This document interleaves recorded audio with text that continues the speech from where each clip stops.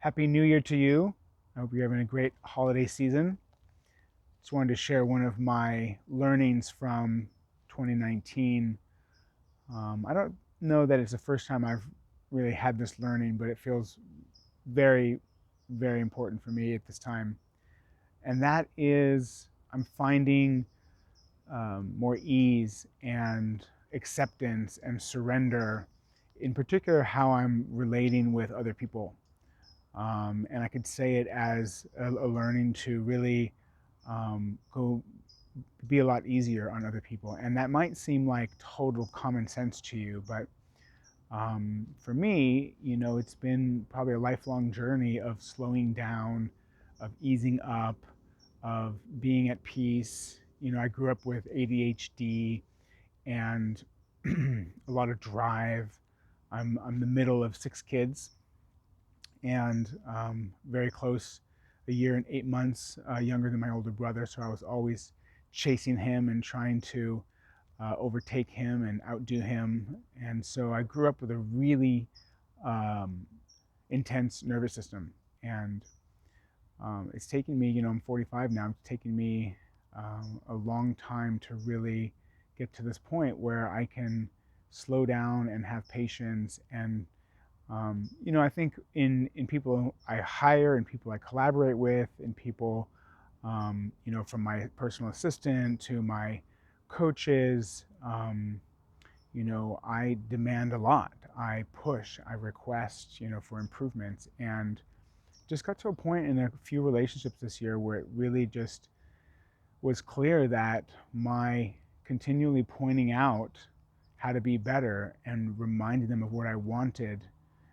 what wasn't up to snuff.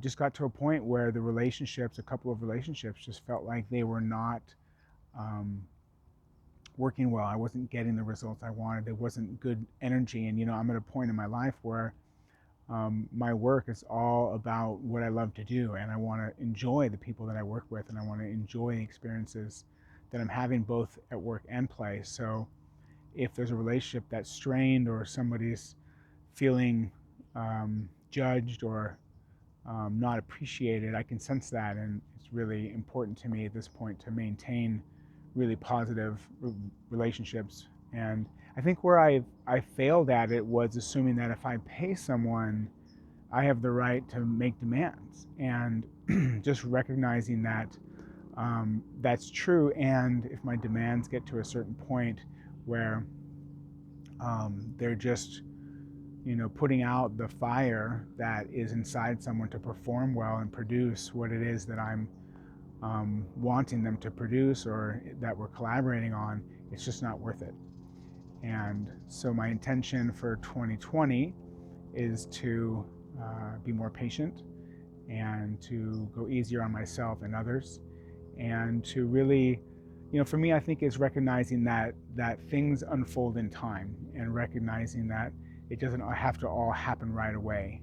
And I think with the book that I'm writing in mostly in 2019, and the podcast that I'm launching, there's been a lot of pressure that I've put on myself and those that I'm working with to really move things along quickly and get it launched. To be honest, um, writing this book is one of the most challenging things I've ever done. I'm with my background of ADHD, which I don't really identify as now, but definitely was a big experience in my younger years. Long-term planning and delay of gratification and following through have always been challenges. So I think that I've put a lot of pressure on myself and those that I've been working with to complete these projects as quickly as I can. And so I wanted to share that, to let you know what I'm up to and where my growing is happening right now, and to encourage you to harvest some learnings from 2019 and see where it is that you want to be better and shift and be able to create and be who you want to be and create the life that you want to be moving forward.